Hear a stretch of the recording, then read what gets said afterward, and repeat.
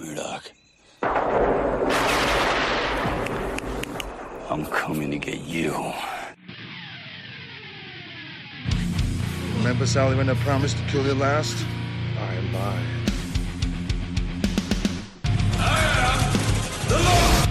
Get off my plane. I have come here to chew bubblegum and kick ass. And I'm all out of bubblegum. John, I'm not gonna shoot you between the eyes. I'm gonna shoot you between the balls. The disease. And I'm the cure. I'm gonna take you to the bank, Senator Trent. There can be only one. Dead or alive, you are coming with me. Yippee-ki-yay. I'm going to kill them all, sir. What's going on, everybody, and welcome to another episode of Gimme Back My Action Movies, the podcast. I am one of your hosts, Charlie. With me, as always, is Nate. Say hello to the people, Nate. I will break him. This is wrong Dolph movie. Wrong Damn Dolph it. movie. I always get it mixed up. And on the other side of my video screen is our Pete. Hey guys, what's happening? We're back. This is 2 in a row for me. How about that? I don't do I these know. action movies very often. It's just, Not very often. no. but I'm kind of excited. Yeah, Well, it's my birthday. it is your Yeah, birthday. It's my It's birthday. your birthday. Get your, Yeah, get whoop, your geek whoop. on. I Get your did- geek on. It's your birthday. I thought you said get your kink on. I was like, Get, oh, that too. Yeah, Well, geek, kink. Get your He's geeky grounded kink on. though. 'cause That's he's a not gonna party. be on Charlie's horror birthday episode. So you're Sadly, grounded. no. I have to. I got to get to some rehearsals this month. So, yep, won't be here next week. But I thanks for have to having me adult. this week. Or maybe I should not thank you for this movie. no, you You should will thank us. You will thank us, man, because for my birthday, I had to pick one. Now, this was a contender for last year. To stay in the same vein, though, Charlie picked Masters of the Universe. And this truly is a childhood movie for me. This is the pinnacle of little Charlie running around the yard swinging sticks like swords. Of course. Nice. Yes. To this day, I am a huge He-Man fan. I know podcasting, you can't see shit, but I can paint pictures. I am surrounded by He-Man action figures, posters. Everywhere is He-Man. He-Man is life for Charlie. Wow. What about you guys? What's your guys' experience with He-Man? I'll let you go first on this one, Pete. All right. Well, like you were describing, Charlie, I have an 8-year-old nephew right now, and I see him in the backyard running around with the big old sticks, and I'm like, yeah, I did that. That's so much fun. But yeah, and this came out not the movie, but He-Man, Masters of the Universe. Oh, The toy line came out 1984-ish. 83, 84. Well, I think okay, is the toy I'm in the line. ballpark. So You're I in the was ballpark. 10-ish years old when this came out. So this was my sweet spot of the toys that I wanted, the toys that meant things to me. And this is one of the biggest collections I had outside of Star Wars. I had some good G.I. Joe stuff. I had a couple of Thundercat things, and I have a ton of Star Wars stuff. But outside of that, I had He-Man. I had He-Man. I had Skeletor. This is not the biggest collection, but He-Man, Skeletor, Trapjaw, Triclops, Merman, Beastman, Man-at-Arms. I had the Castle Grayskull. I had Nice. Battle Cat. I had that weird green and orange flying ship ? Oh, the Wind Raider? Yeah, that's what it was. Yeah. So again, I didn't have the biggest. Oh, one of my favorites was Modulok. I think they came Yes. out around the Princess of Power era. Yep. I think he was a Hordak guy. Anywho, Yep. yeah, I watched the cartoons. I bought the comic books. I remember the toys came out before the cartoon did, so I was invested even before that hit the airwaves. This was definitely one of my favorite franchises. Cartoon. I even like the She-Ra stuff. I thought that was a lot of fun. Yeah. So He-Man was. I had the sword too, like the sword, the 2 pieces of the sword that you could click together. Yep. Again, not the biggest collection by any stretch of the imagination, but as a kid, this franchise meant a lot to me. Awesome. Nate, you come in at the tail end of He-Man. So And I wanted you two to go first because I know how much you two adore He-Man. I don't hate He-Man.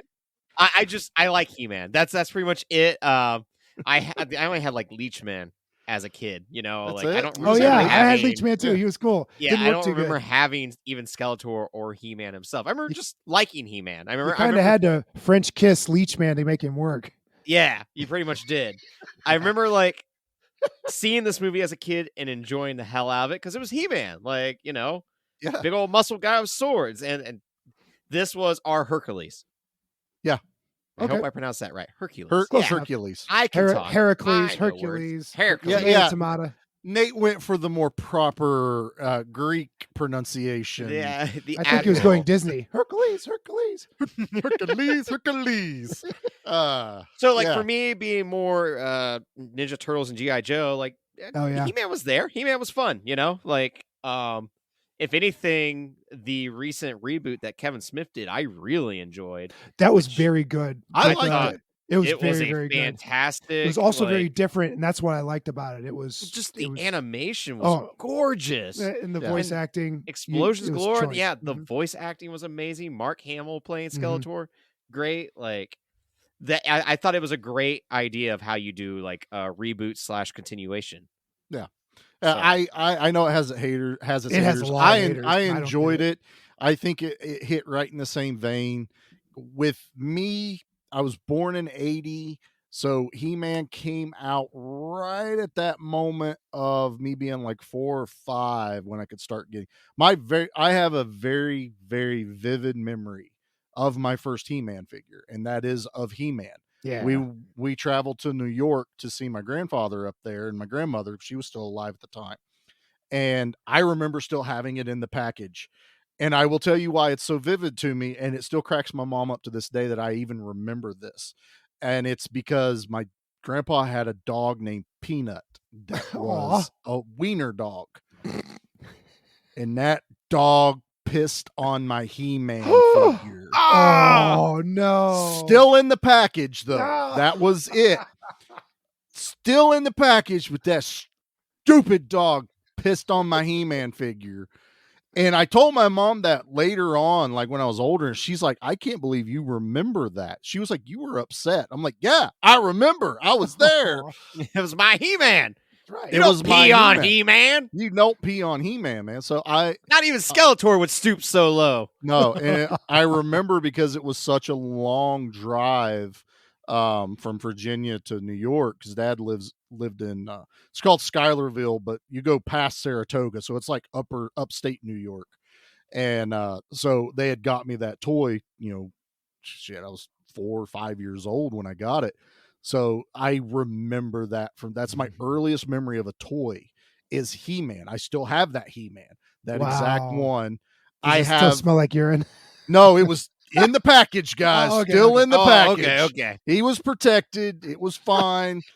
Even if I had been one of those kids that wanted to keep it in package, it wouldn't have worked. He would have been piss stained, Uh-huh. which lowers the value no matter what. Oh, you know what though? If you were to send that into the graders, Be hilarious. It's got an odd smell to odd it. little scent to it. That's Yeah. going to deduct it like at least 7 points. I was Right. never a kid with the in the package stuff. I opened everything. And I'm an Yeah, me adult too. that still doesn't have stuff in the package because I- I want to play with this. mine's like 50-50. Like I'm collecting the Origins line of the He-Mans, the new Oh, are you? stuff. So Cool. Yeah. That's some half good of 'em- sculpts. Yeah. Yeah, half of them are open, half of them are still in the package, only because I've run out of place to put them on the shelf. But but I've been collecting He-Man forever. I know the last He-Man figure I got, which was Clamp Champ. I got him for Easter.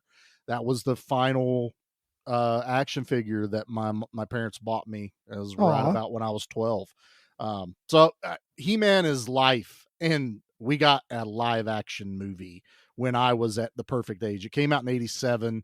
I don't think they took me to the theater to watch it. We didn't really go to the movies a lot, like I've talked about. It had to be a very, very special occasion to go. Mhm. So this would have had to be like in VHS. So I probably watched it in 88, because I remember how long it took for VHS to get released at home. Like Oh, it left the forever. theater and it took forever to It's come at least out. a It is- year, typically. At least. So I know Mhm. I had to be like, it'd be one of those things you would forget it was even like out Right? kind of thing. yeah, you'd all of a sudden go to the rental store and see the big poster that's like, oh, that's right, they did a He-Man movie, and I got to get it. Finally. So I got to rent He-Man. I was probably about 8 years old, and I was in that, man. I have grown up with He-Man my entire life. So at 8 years old, I'm watching Dolph Lundgren, which is probably my first Dolph Lundgren movie that, I ever knew him from. He was He-Man to me. He was never Drago or, Universal Soldier, Red Scorpion. I knew him as He-Man, even going into action movies. And I adore this movie, even as a kid. I have no complaints about it. All right, but before we start talking about the movie, though, we've already started gushing about He-Man, the character. Let's hit the trailer. Let's get in the mood for the movie, and we'll just jump right back into it. At the far end of the universe, there is a planet ruled by a being of utter evil.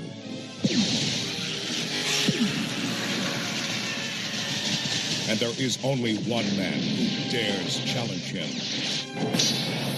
They are locked in a battle to the death. A battle that will take them across the heavens. Stop him! A battle that will finally be fought. I want them hunted down and brought to me! Across the face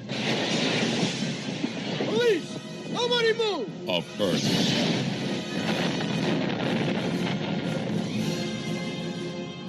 I think I'm gonna need some backup. Can you show us the way? Of course. No. Somebody help me!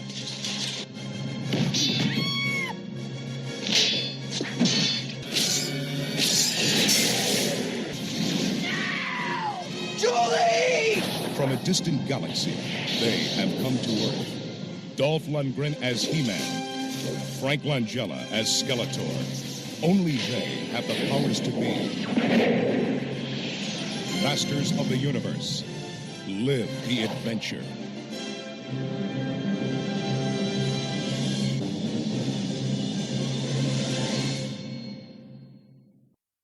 Guys, I still get goosebumps. Oh, I imagine you do. I can't hear that song and not have a reaction. I'm not kidding, man. I watched this movie a lot. I own the DVD. I had the VHS. I can sit down and watch this movie anytime. Someone goes, let's watch He-Man. Okay, I'm gonna sit down and I'm gonna watch He-Man. I don't care. I love this movie. No, this is like the perfect choice for your birthday. I mean, you've talked about it many times behind the scenes of when would be the perfect time to do it. Last year we picked Highlander for your birthday. And was it makes Highlander my birthday one. That is right. Yeah. Highlander was your birthday one. We did do Beastmaster We right did it before. later on, I think, in the year. Or maybe it was before. I think it Either was right way, before. But Yeah. it's just like swords and sorcery is Swords. definitely up Charlie's alley. There's no doubt about that. You know, it was all that. It was anything to do with, the heroes of old, man, swords, swashbuckling even. I mean, I loved anything because it was before I got into I was allowed to watch the action movies with a lot of guns. The action I could see that had guns was like G.I. Joe, which was still lasers. So my action movies growing up as a younger kid was sword and sorcery and fantasy and things like that. So it was like right at my formidable years. I mean, that's why you had Conan, yeah. I mean, well, I had Conan the Destroyer, which I was allowed to watch when I was a little older, but I watched it before I ever saw the first Conan. I did have some of the, some of the much more friendly to the younger audience than the first one is. It is, but I watched it again the other day for the Action Elite live stream, and I'm like, there's still a ton of blood and death in that movie. Oh yeah, that final monster that he rips the horn off. That's that's Dagoth? proper gross. Oh, yeah. And it's like the stuff coming out of Dagoth is like greenish black, and it's like, just imagine that all red. It would have been as bloody as the first Conan. There's just not as many boobs. That's all. That was the only difference. But different time. Different. It was a different time. Man. Just a couple years later, different time. Just a couple years later. But it's like, so this makes sense for the birthday, Charlie, like in little kids Charlie. But then there's also something that I think older teenager up to adulthood Charlie that appreciates is we're doing a canon movie. Yes, we are doing a canon movie, man. We haven't done a canon movie in a hot minute.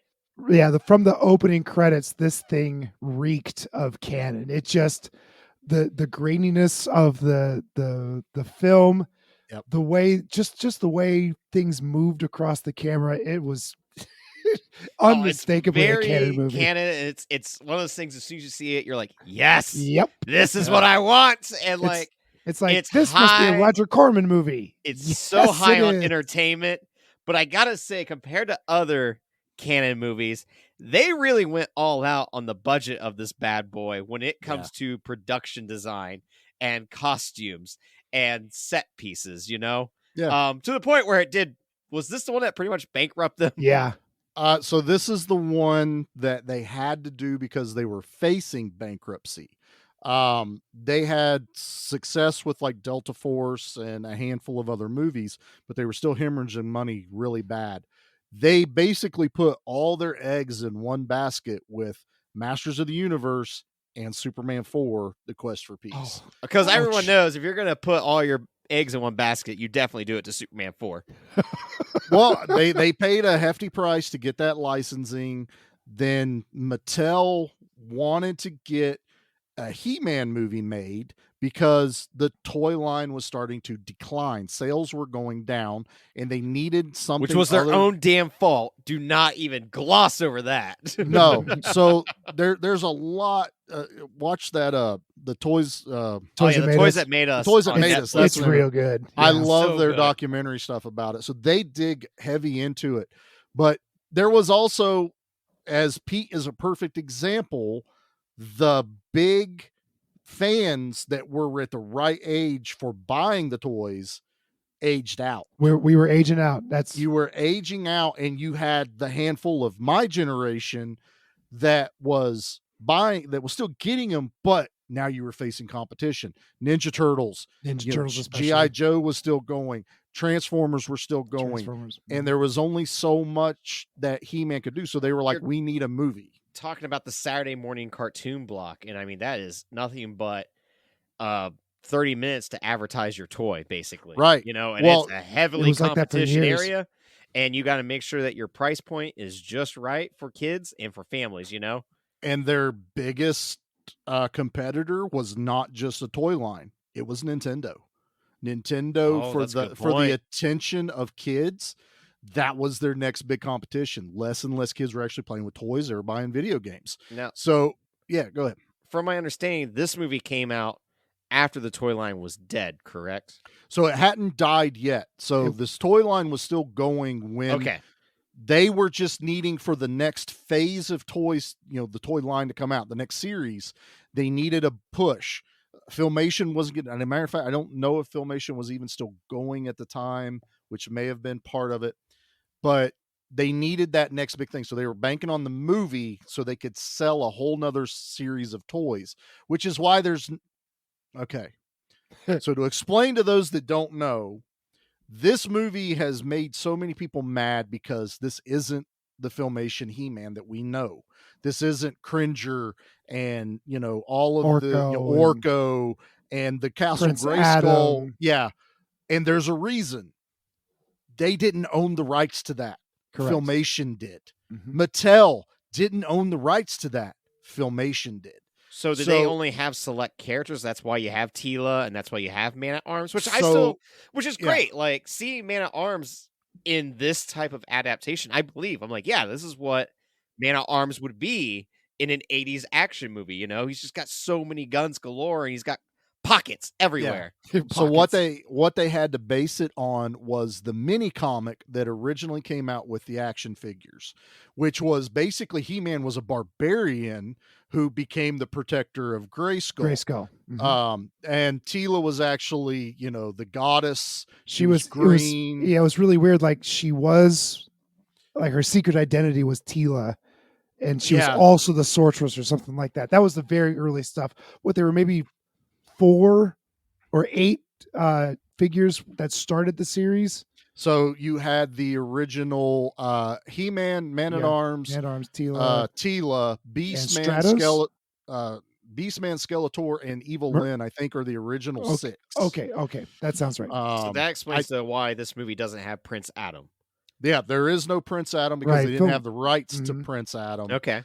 but you still get the core characters. It's also why Grayskull looks different, because Grayskull in the mini comic did not look like Filmation's Grayskull. They had a planned set for Snake Mountain for the movie, but budget couldn't do it. Yeah, I imagine like doing something like that, or just even having like a matte painting. You know, that's the kind of shot I could. They do reference Snake Mountain like twice in the movie, Yes. which I did enjoy. And then finding out that while Canon was behind this movie, the actual people putting the money behind it was Mattel. Yeah, like, Mattel they put up a fronted huge everything. chunk of money, to the point where I don't really know how much money Canon even actually put forward. Yeah, on it. because like it was supposed to be a 50-50 split, and then Canon being Canon went, well, you know, like you guys do your half first. Oh, like, those guys. and when that money was done, story. Canon went, yeah, we're well, not going to give your you property, so maybe you should like continue it. Uh-huh. They are Parks and Rec. Money, please. That's what they are. Well, they were stretching their funds and, you know, things of that matter. So cocaine. Of course. It was the 80s. Duh. The big thing everyone takes from the Masters of the Universe was the next movies Canon tried to even just keep their heads afloat was like Cyborg and stuff like that, which used the canceled Masters of the Universe Part 2. Which I didn't even know there was supposed to be a sequel until like reading up on this movie, and just the audacity to go, well, we're not going to cast Dolph or Frank Langella. Dolph turned him down. Yeah, you're Dolph. two heavy hitters, like the two people, the reason why this movie works so well for me, you were not going to bring back. And like, it sounds like Dolph absolutely hated making this movie. He does. Sounds like it was a nightmare to make. Very vocal about, Goddard said that there was constant stops to production. Like this was hell to get made. He fought to even finish the movie. Canon wanted the movie to end, fade to black. The fight, fade to black. They were happy with that. Imagine not even giving like your hero his like satisfying victory. Yeah. And like as a kid seeing that and just be like, oh, that's so now what? You know, had they faded to black on that, yes, let's end this, our final battle, boom, that could have led into a very nice sequel if you faded to black there. Yeah, but there's no guarantees of that. But there was no guarantee, and blah, blah, blah. So I go ahead. One of the other things I was wanting to know, because I figured you would know, Charlie, and I was like, there's obviously I know Google exists and I can look it up, but I want to talk to you about it instead. Sure.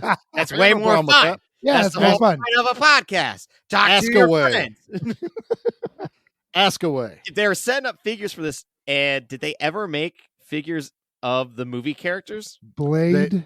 They did. They made Blade. Yeah. They made Saurod. They made Gwildor. Yes. That's not the figures I want, though. I want No Skeletor one did. and He-Man. So they did not make a movie accurate version of He-Man, Skeletor, or Karg, which was What the hell? What were they thinking? not until I think Classics picked it up. And I think Classics Super 7 did. Super 7 did it after, but Classics came before Okay. Super 7 took over the license. But even the first Karg figure, because they couldn't get the rights to the movie version of Karg, they had to get a comic book adaptation of the movie version of Karg, which was a different color. Sounds so convoluted to do. It's insane, man. It's crazy. Especially like you have Skeletor, you know, change costumes. Like you're God mode. obviously setting up God mode, right? having him having a different figure, you know? So they did, Classics did that, and then Super 7 and then also did one. The closest we got, this was like, again, this is right at the tail end of the figures, was we got Laser Sword, He-Man, and Skeletor. Oh, yeah. Where that was late. They were late. They were lame. I even don't really care for them at all. And I mean, I definitely didn't like the next version of He-Man that came out. He was almost called Hero or something. Yeah, Hero. That was a whole nother branch. That's Didn't one even of the have other Skeletor or stuff like that. Problems with this property in general is like my age being the younger one, and growing up with the He-Man that was introduced to like my generation was like the new hip He-Man. I was like, well, this one's kind of lame, you know? Yeah, he had like a You different weren't haircut wrong. and stuff. It was like, oh, this one sucks compared to the 80s one. You know, that was just He-Man didn't get fun. badass again until they released the 200X version, which was in the 2000s, which I also have a row of those action Nice. figures. But yeah, I mean, this was essentially the last hurrah for a lot of us with He-Man. Now, and again, it did let a lot of people down because they expected Filmation He-Man. They expected it to be faithful to the cartoon that we all knew. Not every kid sat there and read through like, I don't even think the comics had words in the first runs. There was narration, but not mini-comics. words. Interesting. There was a narrator, but the if I remember right, because the comics came with the original toys, like those original they were 6 mini-comics. all had mini comics in them, and I think it was just we can look it up, but I think it was just narrated. I don't think there was any dialogue in it. I don't think there's word bubbles or anything like that. No, That's basically what it breaks down to. This era of like the late 80s and the early 90s, though, is where Hollywood could not adapt properly of a existing property, you know? Mostly it was technology. Yeah, and the expectations of what we had as kids was that it was going to be exactly like the cartoon, or it's going to be exactly like the video game. And then when we got our final product and it wasn't like that, a lot of us are just left befuddled. Yeah. Now, what I think really works with this movie for like someone like me revisiting it for the first time in forever is I just see it as an entertaining, high production value fun ride, you know? Like, I'm not trying to compare it to its mid 80s cartoon counterpart. I'm seeing Dolph kick ass, and that's what I want. Yeah. I think even for me at 8 years old, I don't know what it was. I never expected to see a live action cartoon. I was totally okay with what I saw. That's why I liked the Super Mario Brothers movie as a kid, though, because I was just like, okay, same. This is cool. Because I was like 5. Of course I'm going to like it, you know? I have that on DVD too. I love the Super Mario movie. Yeah, I'm not going to sit here and go, it's the greatest movie ever made. I just enjoy it. I find the fun in it. And it's the same with the Masters of the Universe. Like, I get it. They're on Earth. Why is He-Man on Earth? For one, it's a budget. But two, it's like, yeah, okay, He-Man should be in Eternia the whole time. You know, Earth was almost never mentioned in the cartoon. I don't even know if it was. 80s charm to it now that he's in Earth, you know? And you have it fits. The key is a synth, you know?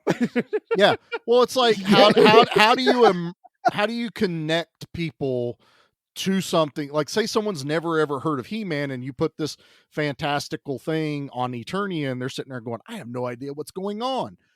Bring it to Earth. You're going to enhance your core audience a little literally bit. Did Beastmaster 2 before Beastmaster 2. I don't know. Was this before Beastmaster 2? I think Beastmaster 2 was like 91, 92. Was it 90? Really?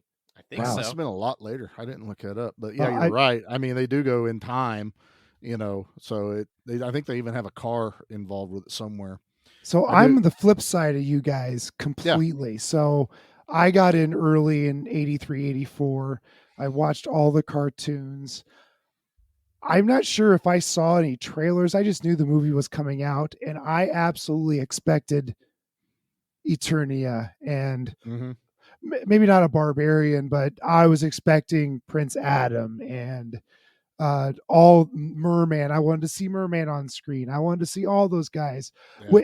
We had just got I want Orko, and you know that was complicated at that point in time to make. I'm sure, unless you just have a small person walking around in a big robe. You do the owl from that movie that's named exactly. Yeah, okay. I know movie titles every once in a while, and you do that. But or just a red Jawa running around. That was my right. That's what I was thinking. But that was my problem with the movie. When I went to go see this movie, I was so let down that none of this. It took place in, I guess, Castle Grayskull at the very beginning. Question mark. No, it is. It's inside. Oh, okay. And then it went to Earth, and then it went back to Castle Grayskull. I just saw Conan the Destroyer, where Conan is wandering around the desert or fighting these beautiful monsters and having adventures. That's what I wanted from He-Man. I wanted more of the story from there, and I didn't get it. And I was just old enough to be pissed off about it. And I'm not saying that you guys weren't intelligent as younger people, but I think that's exactly what he's saying. I feel like, Probably. he's actually he's Kids- insulting how my brain in works and how it general, functions. children are stupid. Not I wrong. like to think And I that was- as I was a my children at the mom time said I was myself. very special and that I Well, was very Nate, you're smart still very for my special. age. Special little boy. But that's my whole thing about this movie. When I saw this movie, it was just a big letdown. None of it, there was nothing in there that I wanted. And like you said, I was aging out of that franchise anyway. So I walked away from it. I said, This would be the was final nail in the coffin for pretty you, much. basically. Yeah, I walked away from it and never looked back at it until just a couple days ago when I watched it again. I think this is the second time I've seen it. So And yeah, what I've always said though is I don't feel like you're unjustified in feeling that way. I can definitely see how if you thought you were going to get basically a live action cartoon, that this movie would have disappointed. Somehow it just didn't click that way with me, and I can't explain it because I watched the cartoon, I lived the toys, I reenacted the show, and I watched this movie going, well, yep, that's how you have to do He-Man live action. Totally makes sense to me, I guess, at 8 years old. Hey, you know what, though? When it comes to, like, when you look at He-Man and what he looks like in the cartoon, his figure, you did damn well of finding Dolph to be He-Man. You know, like, even I got if no you were problem to with Dolph remake being it He-Man. today, No. like, I don't think there's anyone out there that could do what he did, you know?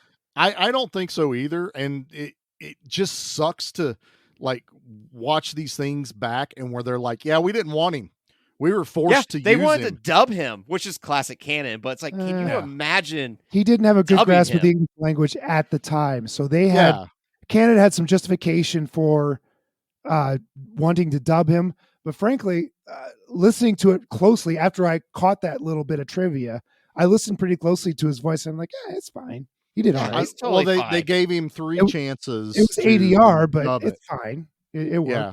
Well, So like, if Canon were to produce this podcast, they would look at one of our faces and go, his voice doesn't match to his face, so we'll dub him for the podcast. Yeah, That's what they would do. We'll let the audience guess which My one face that's is gonna way be. too pretty for this voice. Yeah.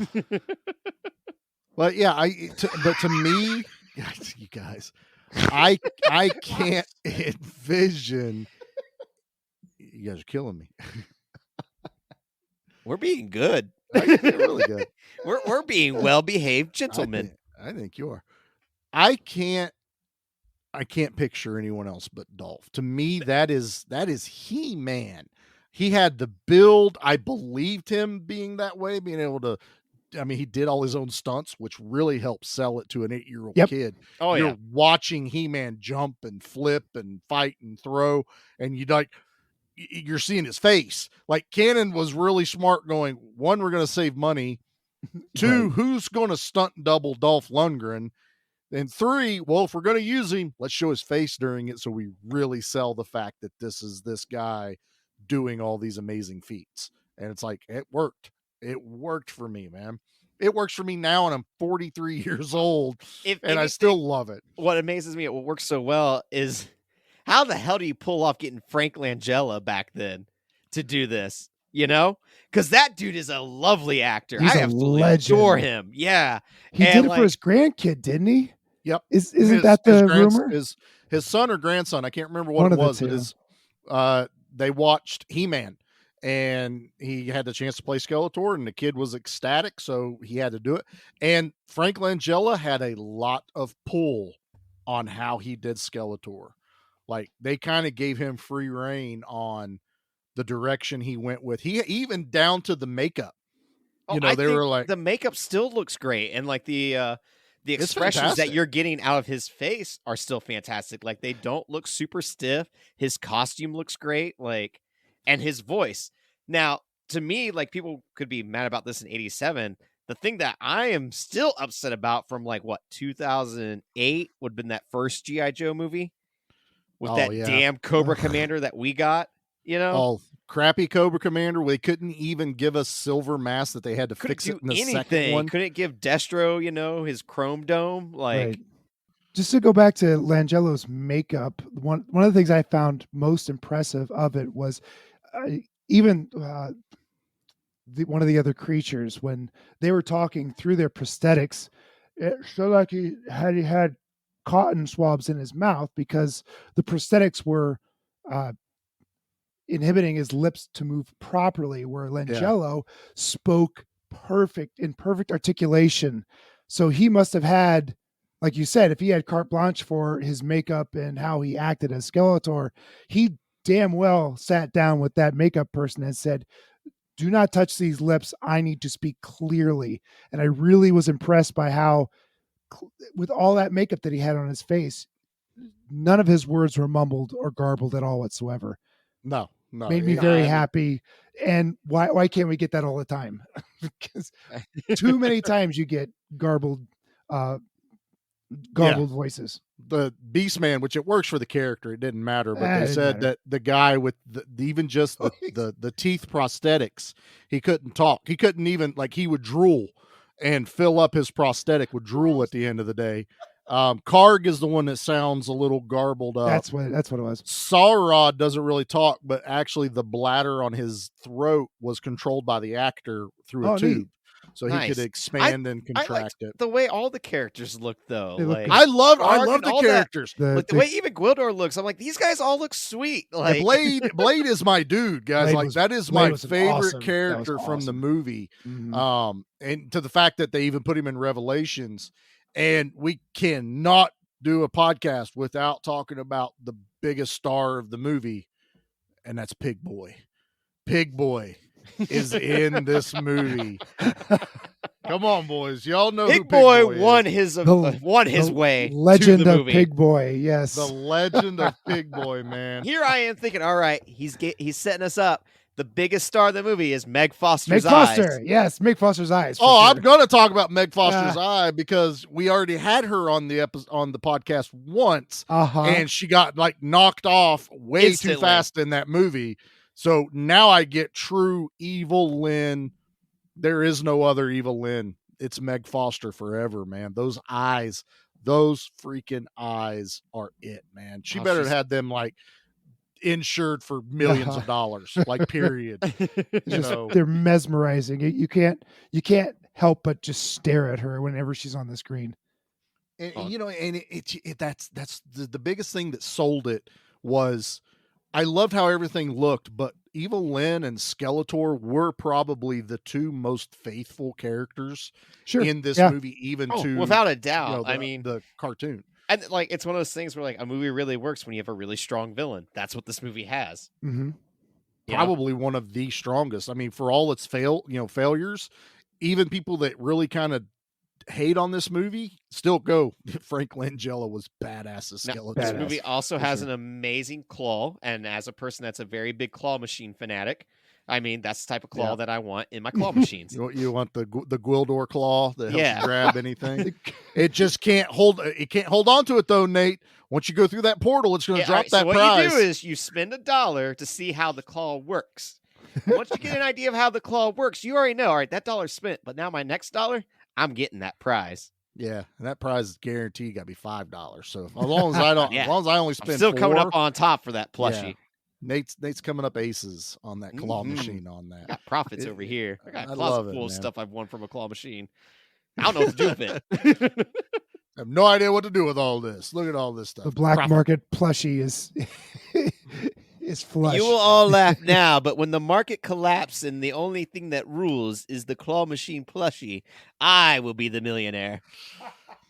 Nobody tell him those things only cost a quarter to the guy that owns the machine. I will be the master of the claw universe. Yeah.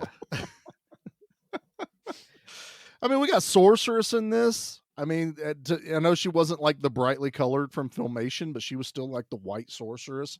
I like that character of her. As far as the Eternian characters, I don't have any complaints. No, if anything, my complaint is Courtney Cox.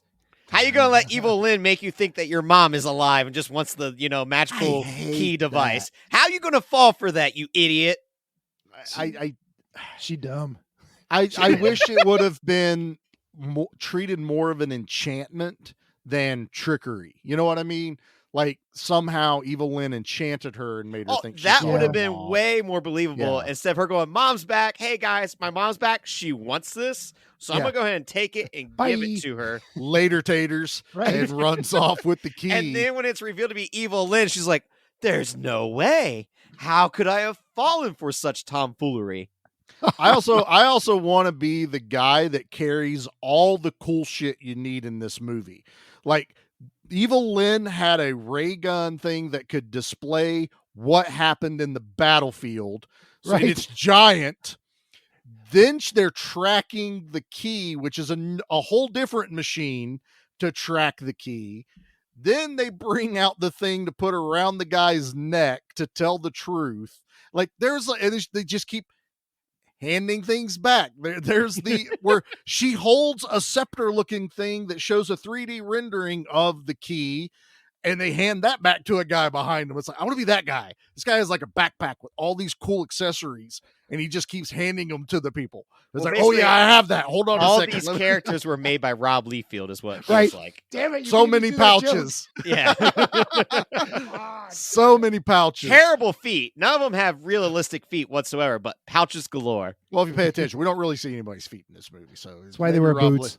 Rob Liefeld was involved with this. But I just now I can look at things and enjoy the novelty of it and the insanity of it and still just go, I don't care.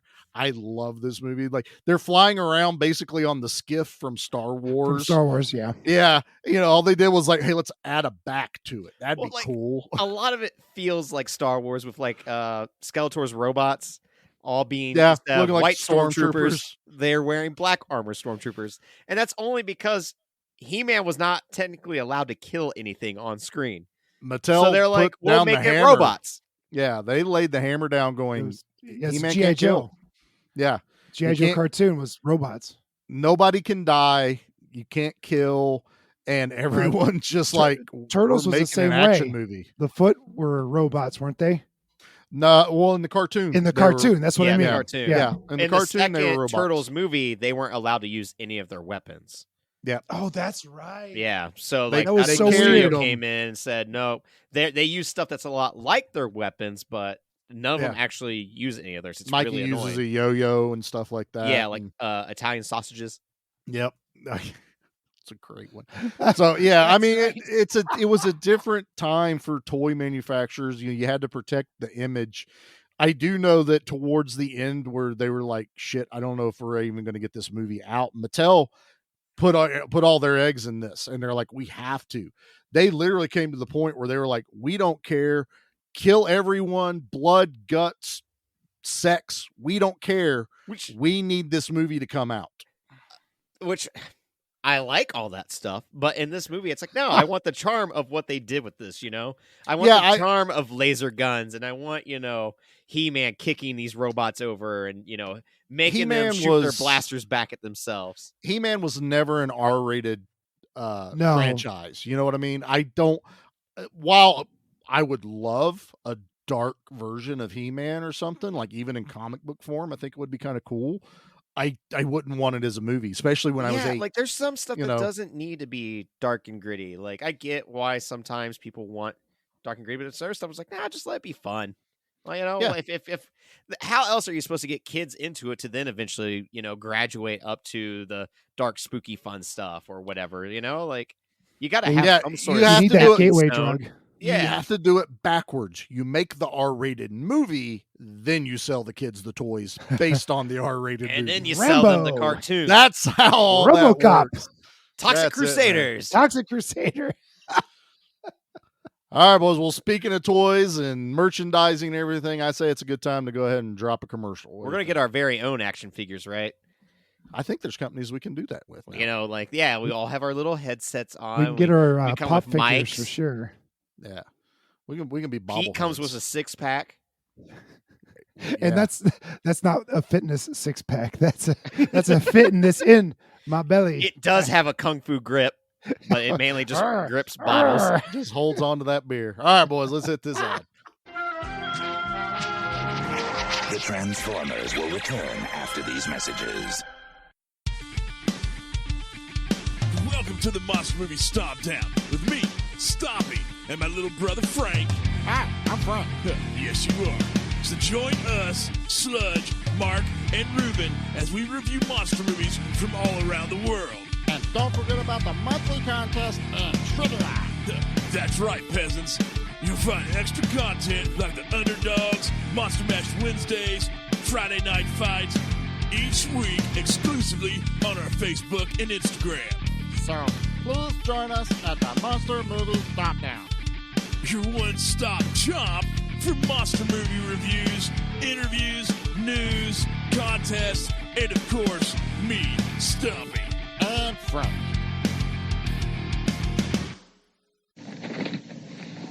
What do we have here? It's Castle Grayskull. And it's mine. Not so fast, Beastman. He-Man!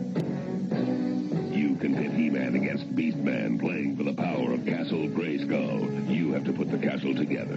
Beastman's escaping. What's wrong, Dad? Dad, you saved the castle. Castle Grayskull from the Masters of the Universe collection. He-Man and Beastman each sold separately from Mattel. Is Snake Mountain ready to take on He-Man? Anytime! Snake Mountain, Battle Armor, He-Man, and Skeletor each sold separately. You put the mountain together. Batteries not included. Is your serpent ready to strike? Yes. Come, He-Man. Come to Snake Mountain. If you dare. Snake Mountain with Echo Microphone from the Masters of the Universe collection. Action figures each sold separately from Mattel. Ladies and gentlemen, welcome to Give Me Back My Pro Wrestling, the podcast that's based on the old school but can still help you find the good stuff from today. Jimmy Street and the Plastic Chic, Jared, are the undisputed tag team champions of the wrestling podcast world. From thought-provoking topics to superstar interviews to action figure expertise, this team does it all, and all they ask is, give me back my pro wrestling! Every other Thursday, wherever you listen to podcasts. We now return to the Transformers. Well, Nate, thanks to that awesome segue before our commercial break, it reminded me that I gave everyone homework for my birthday episode. Yeah. So I thought it would be kind of fun because we all have some type of connection to He-Man. You know, even though Nate was a little bit, younger to us, but he was, not in that one of vein those. He was of it. there. I acknowledge he was there. Nate was like, I'm aware of this man of he. So even like your excitement though for when the toys were getting relaunched these, past couple summers, like it was still fun to see that like in our chats, and then to see like our buddy Mark like, hey, I found this one. Do you have this one yet? Yeah, when it was like a journey, this wasteland of trying to even find these things because of distribution. So it was also always fun when we'd get like messages popped up. And then like there was one day we were recording, it was on a Saturday, and after it was over I was like, oh, I really got nothing else going on, I might go to this thing called PowerCon. And you lit up and you're just like, go do it. And like I went and I was like, oh, I didn't realize PowerCon was mostly He-Man, so I feel a little foolish here. You didn't have me holding your hand. There was some, Grayskull store that looked really sweet, and they had a Rambo toy set that I really wanted. Yep. No, it's awesome stuff, man. It's straight up my childhood. So what I did was I had everyone come up with what they would call themselves as a character from He-Man, and also come up with names for each other and see how close we are at picking He-Man names. And He-Man, good guy, bad guy, it doesn't matter. Basically add Tor, Man, anything to the end of something, you're pretty much there. So Nate, let's see. Why don't you come up with your names for me and Pete? All right. So for Charlie, I had Lumwood. And basically, Lumwood. You are going to have a giant club that you wield.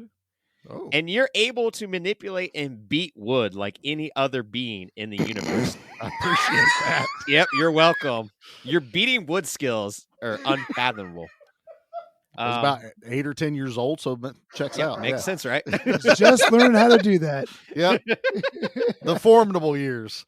Don't keep it, classy in the shower at least. When you're bringing your wood, it can't be wet for that long. Yeah, wet wood kind of droops, dampers it. It's wrinkly. So you do have a +5 in crafting skills. Oh, Nate even gave us skill sets. I gave you a +5 in crafting, and you're gonna have like a log for a helmet. For a helmet. Yeah, helmet. Can you imagine like Charlie's face, and then there's a log there, and it like pinches off at the neck. My helmet's a log. I dig it. Okay. It's big, it's heavy, it's wood. That's right. It's better than bad. It's good. Slog. Okay. Now, for Pete, I have Yes. Brewman, but it's BREW, as in bionic ramming erectile weapon man. Now, you're going to have a bottle-shaped helmet that is perfect for ramming things down, but it's also kind of flaccid. Oh. Well, you do have but you are bionic ramming erectile weapon man. Sure. So that's why. You also have a weapon like the Skeletron from Turbo Kid, but instead of shooting saws, they just shoot bottle caps, and they're not saw size bottle caps. We They're have a regular gun size that's ones, just that. and they come out at like a very average speed. Jeez, just they annoy. Yeah, but if you get one in someone's eye, they're going to be really upset. Yeah, so it's literally like the toy action we grew up with, where it just launched the little discs. Just enough. Yeah, and there's different beer caps that he's collected. And because you are a brewer, you're alchemy, so you can make toxins. Oh, nice. Yeah. Okay. All right. What about for yourself, Nate? Did you get one? Do you describe yourself? Oh, yes. For me, I am Zyter. Zyter. Damn. Okay. Yeah. I play a lot of D&D. Used to. Haven't played it in a minute. I am a wizard that can't cast spells because I do not finish reading any of my spell books, much like when I go and buy an actual book going, I'm going to read this, and then I don't. Now, I do have a magic staff that Lumwood had crafted from me from his private wood selection. It's nice of me. It was very nice of you. And I am allergic to cheese, but I refuse to stop eating cheese. That I can confirm. Yes. So that is my Masters of the Universe podcast collection. That's well done. I like that. Yes. All right. Who goes next? Pete, grace us with your list. Okay. Well, I'm going to start with my description of myself. Oh, okay. All right. And I'm going to finish up with you two knuckleheads. My name in the He-Man universe is Juachi, which in Eternian is the word for the number 18. Now, even at his advanced age, Juachi is able to bed maidens as if he were still a virile 18-year-old, which is an experience that has often been described as awkward, over too quick, and always usually inevitably ending up with someone crying. Fair. Juachi carries around a sack full of names of all the unfortunate partners he has sexually disappointed. It is a very, very large sack. Oh, wow. Nate. It's a bag of holding. It's unlimited. Right. Nate is Obfuscator. Wrapped in the cloak of Vanta Black, Obfuscator is the perfect assassin, having command of the most absolute black color ever produced. Obfuscator needs no weapon. If you are unfortunate to fully gaze into the void of his cloak, your soul will be consumed, adding to the power of the Vanta Black. God, I'm metal as shit. Dig it. Now, Charlie. Uh-oh.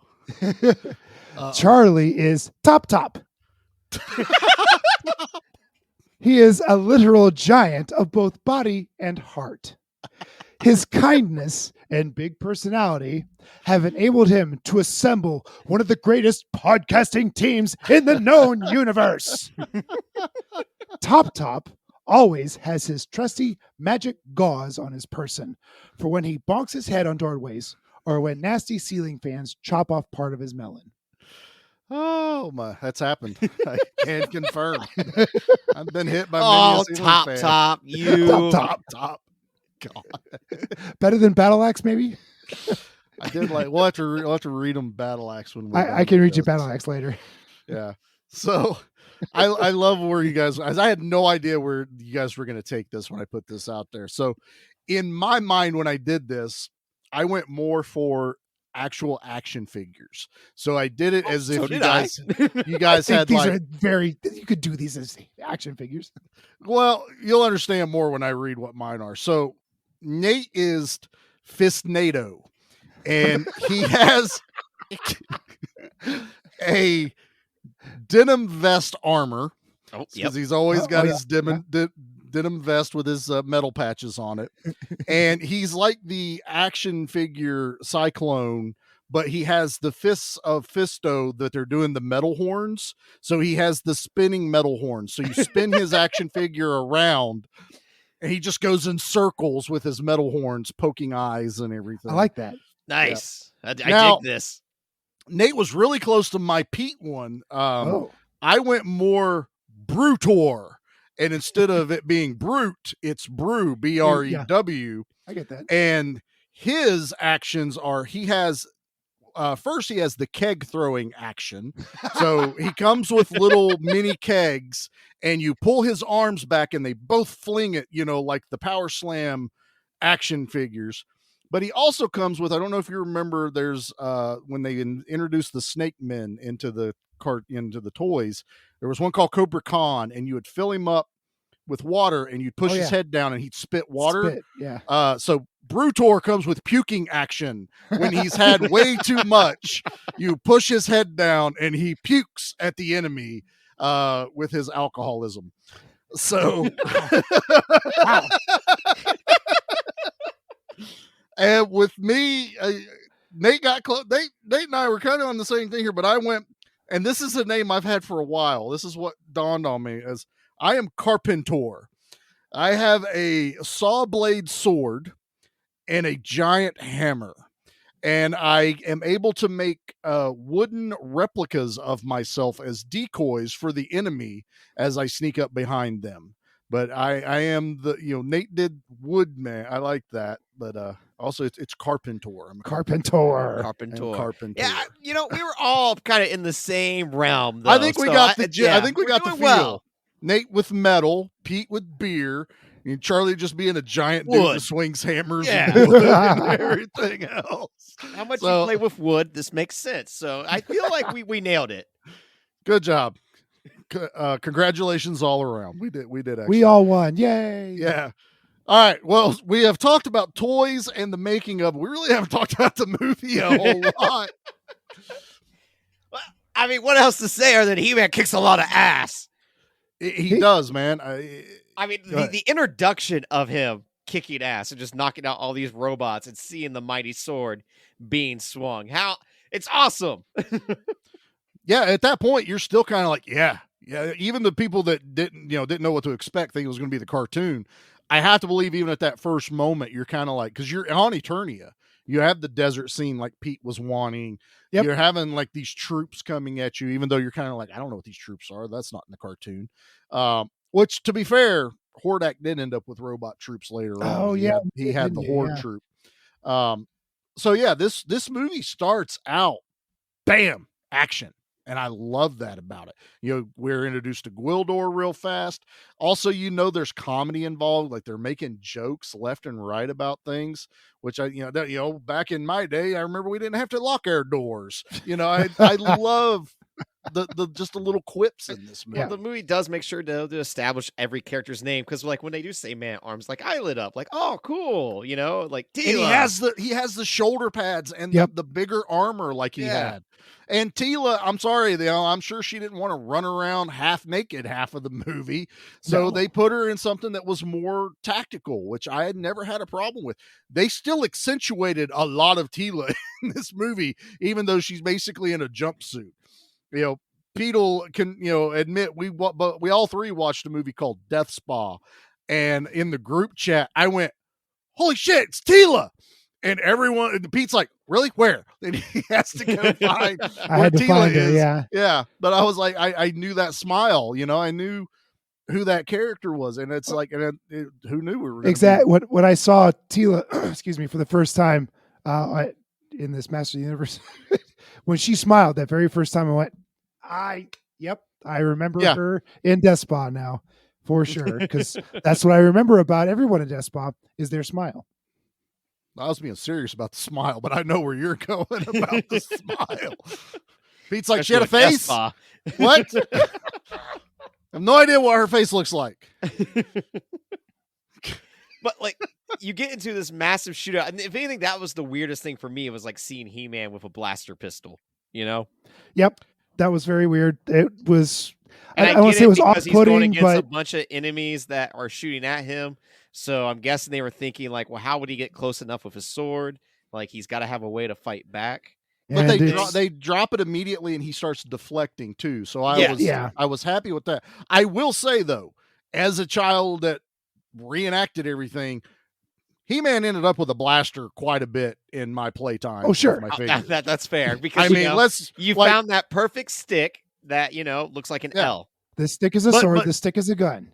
But even the action figures, like my He-Man would have a blaster from time to time. I mean, he really.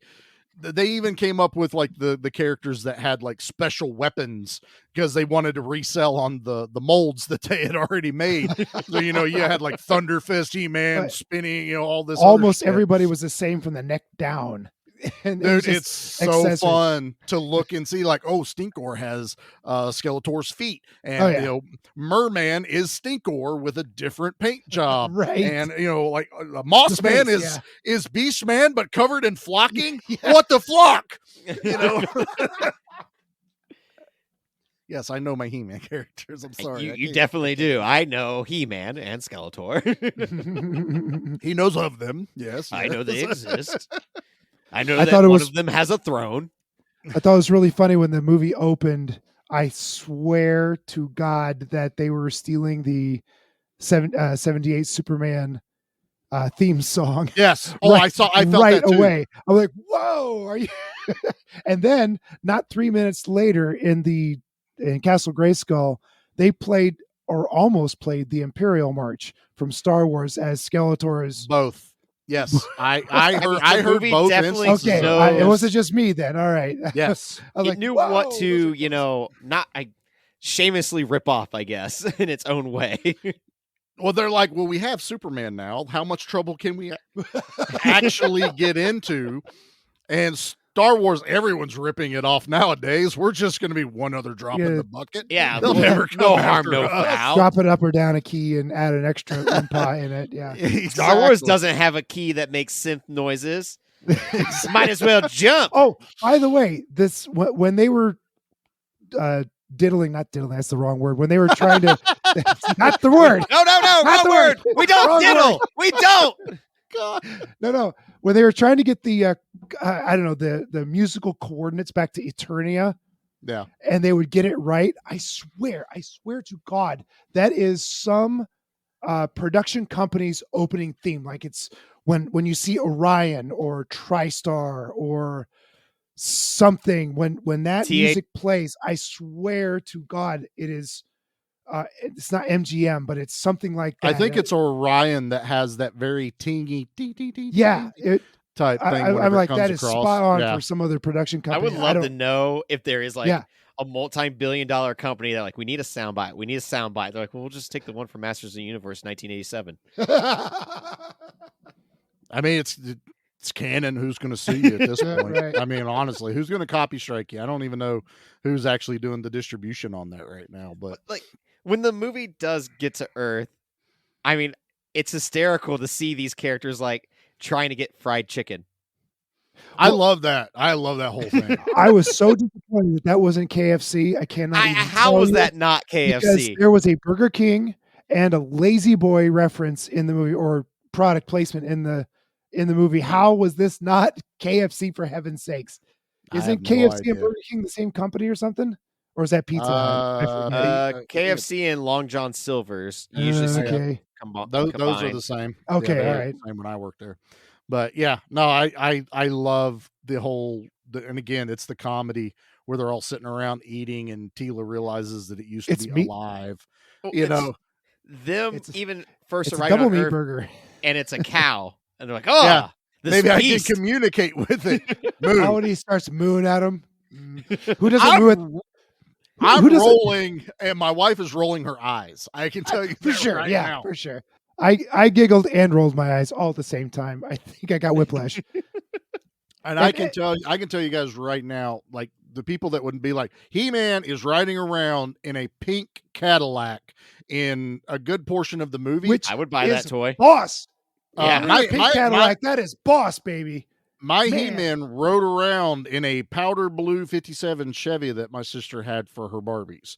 So it happens, people. He-Man will ride in anything that he you can are a get in. kid. You play with whatever toys are around with you. So you know what? If He-Man has to team up, Oh in my a pink God, Cadillac, was gonna happen? Do you think that was? Do you think that was the thought process behind the pink Cadillac? I mean, that's what you have as a toy laying around. It's Mattel, dude. Think about it. Why not? It's canon. That's canon now, not just the production company, but that's that is actually canon. what they're doing. Canon's canon. Damn it! I love that. Yeah. Hey, you know what car He-Man drives? Wherever the car he freaking wants to. Whichever one Gwildor can automatically fix and build an entire new propulsion system, while they only have so many Glarklons until the moon is in its the Glarkons zenith. have to go with the Mukans to travel. I got a question. So here's my question of the biggest plot hole in this movie. There's none. So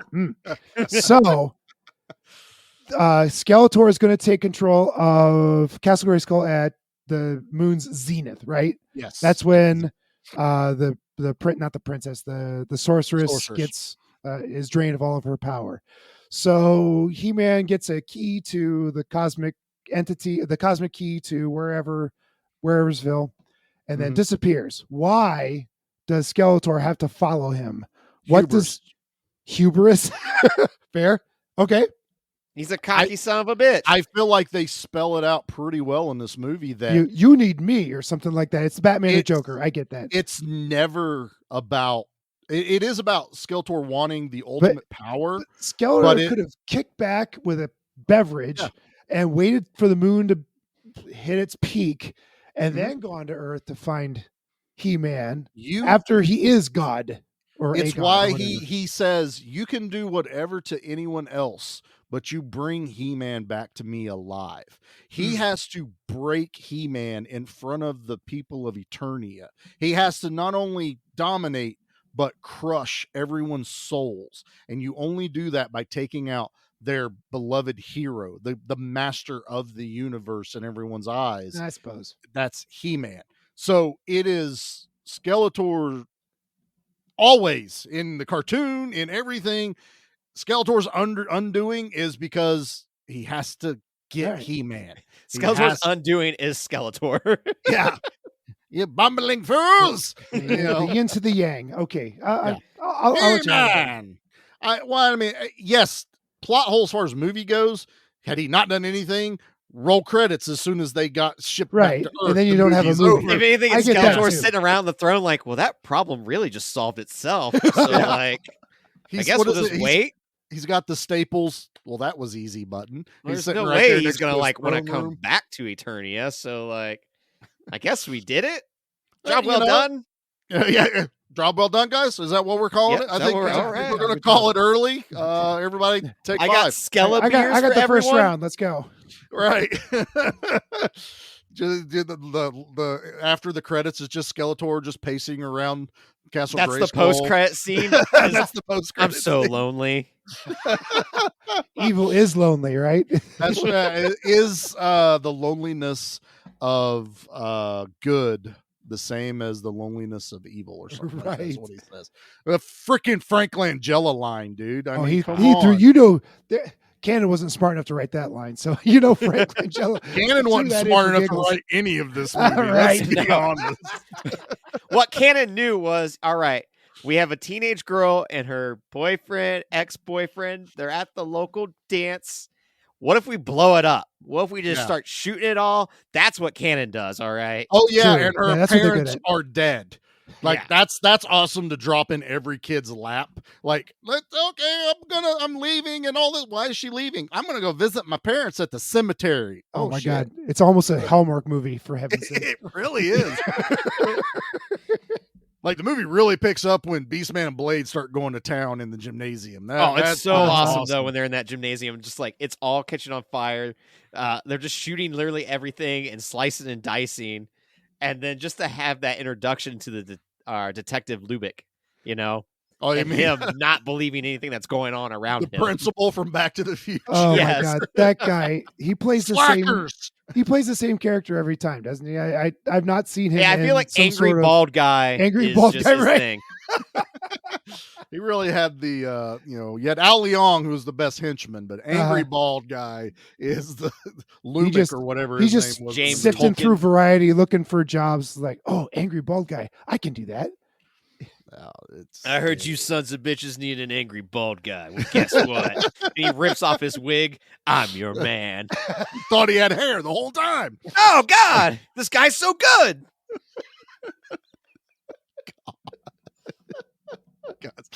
Oh, You want to know my favorite images in this entire movie is, fellas? Yes. What is it? What is It's Skeletor floating into Earth on his, it? On spaceship. his yacht. Yeah, on his, On yeah, his space carrier. yacht. His yacht. Yeah. And in the background, there's a shot of a Hallmark shop. Yeah. I mean, what better I missed the way Hallmark. to give you an image of evil than to have the evil of Hallmark behind evil of Skeletor? The It evil is evil. corporation of Hallmark. Yes. There's one key element that I adore even more now as an adult, that to know what He-Man is and what he stands for, and when you see a character that is inherently good, that should come across in a movie. And that moment does happen whenever he runs into Courtney Cox in this. Like, she's being chased down by Oh yeah, sure. people shooting guns at her left, right. And this, I mean, let's face it, if someone the size of Dolph Lundgren jumps out in front of you with no shirt on, I don't know if I'm going to be, feeling all warm and gooey inside. I would be very confused. But I like how where she's still panicked, but yet she calms down fairly quickly. And to me, it's just something about that is He-Man. That should be something that his character is capable of. He projects a calming, because he's very chill the whole time. Say, hey, calm down. It's okay. It's all right. And say, shut up, woman. That's a good point. He is like he's not being very condescending. Mm-hmm. Oh yeah, and he looks him right in the eye, not at her boobs. He looks her right in the eye and says, hey, it's okay. What's going on? I'm here to help. And she does start to panic because this mountain of a man has just popped out of nowhere, like you said, with no shirt on. Yeah. But it's almost like as soon as she gets over that part, because he's basically like kind of carries her a little bit, she's at ease with He-Man. She's like, that is the guy that's going to protect me. Like, she can just picks tell. her up like a teddy bear. Like, she doesn't weigh anything. Courtney love Cox, that. not necessarily a big person. Dolph Lundgren, giant person. Giant dude. But Giant man covered in oil. Right. For a human to pick up another human as easily as he does, that's disturbingly strong. But it was just something about how that makes you feel. Like whenever You know, He-Man's and when you're talking like how he never like raises his voice when he comes after, the key and faces off with the bald, angry cop man, he's totally chill and calm. He's Totally, like, the whole time. look, just you chill. have no idea what's getting ready to happen. That is my key. You need to give that back to me. I'd really appreciate it. And he never raises his voice until he raises his arm. That's later. But Right. even when he's like talking, arguing with Skeletor towards the end, there's never this anger in He-Man. I'm glad that you mentioned that because he is getting whipped the shit out of him with a Yeah. laser whip, which if the kid from Puppet Master 2 would have had that laser whip, I don't know if he would have beat Torch. I think the kid should have been the one whipping He-Man. That's how that little honestly bastard was. though, like the skills that kid had, he should have been the one that won the Masters of the Universe competition and not Pig Boy, and then he could have been the one that got to whip He-Man. That's true. And speaking of the whipping, because Blade is whipping him, did anyone else notice how happy Blade is to carry the power sword? He is so happy. No. Oh, you didn't see? He is literally cuddling the sword when they walk into the throne room. Oh yeah, like he's holding it. It's straight up and down, and he's This holding my it baby. to his chest. Yes, like a baby, and smiling. Oh, that's Although great. I have to say, if I was the actor and I'm getting to hold He-Man's sword, I'm going to look the same way. Yeah. He's like, I'm holding He-Man's sword. That's It's what so I'm cool. doing. I have the power. Hey, everyone, look at me. Power. It's mine. Been swinging it around the throne room. I got this. Yeah, he's just like destroying all the props. Like, please, sir, stop. He's thrusting at it, pushing his hips out at Skeletor. Yeah. Check out what I got. Look at my power, baby. Ride the power. No, we're not. We're not with that bit. We're done with that bit. As He-Man's getting, whipped and Skeletor's yelling at him to kneel, and just like his refusal to do so, the calm, cool collectedness of it all. And like when you show his back, I mean, it is bloody because it's a laser whip, a freaking laser. Laser whip. And the only other blood is we get a bloodied up Beast Man for a lot of the movie where his head's cut open. But we're talking about the whipping thing. Frank Langella is selling a version of Skeletor that you don't expect. He is wincing every time that whip hits He-Man's back. He's not even looking at He-Man when it's happening. You would think he'd be reveling or enjoying it, and it's not how he's selling it. He is like literally like, this is my foe. This is supposed to be my equal, and he is just taking these lashings. It's almost like this isn't the end I foresaw. Yeah, exactly. Like this is not how it was supposed to go down. Like, if anything, we should be both going down, killing one another, and yet how easy it was to catch him. That's a superior actor. It was because he made the deal. Like he leaves everyone on Earth because he goes, as long as they're alive, He-Man is bound by his word. Yes, I do. Will not try to escape. So Skeletor knew what he was doing, and that's why I love the Frank Langella angle of this whole thing. But he plays it so Shakespearean, and if you just watch him in all his roles, don't pay attention to anything else. So many nuances in what he does that as a kid, I didn't give a shit about. Now I'm like, this is freaking deep, man. I love it even You're more. the only one to go, there's art in Skeletor. I'm telling you, go back and watch it. Like, I'm serious. I am not trying to oversell this. Frank Langella goes. I love how much that you see in this, because like what I had saw was just like, hell yeah, like Skeletor's got him. Now what, bitch? You're mine. You're in my house. You in Skeletor's domain. Well, even when he gets the power, he's like, now you're nothing. You're like the buzzing of flies to Vigo, but it's this, he's like, now you are lesser than me. He plays it so well. He plays it as what I would expect, not the bumbling Skeletor we know from the cartoon, but someone who is maniacal, Hitlerish, I can at least say that, where you're just trying to dominate an entire people and rule not only a world, but an entire galaxy and universes and time itself as, the Skeletor god. Frank sells it, man. And I love the ending of this movie. Oh, the whole ending with, the half of the pink Cadillac being able to come to Right. Eternia. You had to have cover. a play set show up. Yeah, So- exactly. And then to have our angry bald man with his shotgun blasting away robots. But yeah, like you have those giant pillar statues that He-Man is hiding behind, and he's picking them up and then, launching them over. Not Yeah. launching, but pushing them over. He pushes it over on the people. It's just like you can feel his might as he's doing that. Oh, there's no point. I don't believe Dolph Lundgren having the power of He-Man in this movie. Like, I believe him throwing people as easily as he is He's into the swinging pit. on not rope, but It was like a There's curtain. a streamer. Or Yeah. a curtain. Yeah. And Drapery, kicking foes if you will. into That did make what me I- laugh quite a bit. That was like, he's got his Errol Flynn on there. That was great. Yeah, there's that swashbuckling That's part very of things as a kid swashbuckling when you're for sure. watching it. Yep. What kid did not want to ride a rope or curtain and swing and kick their little brother? Oh, Hey, we yeah. had vines in the woods, man. You did that. You would run and jump on a vine and swing. Like, I could reenact everything on it. And all of this action culminates into the moment of the movie.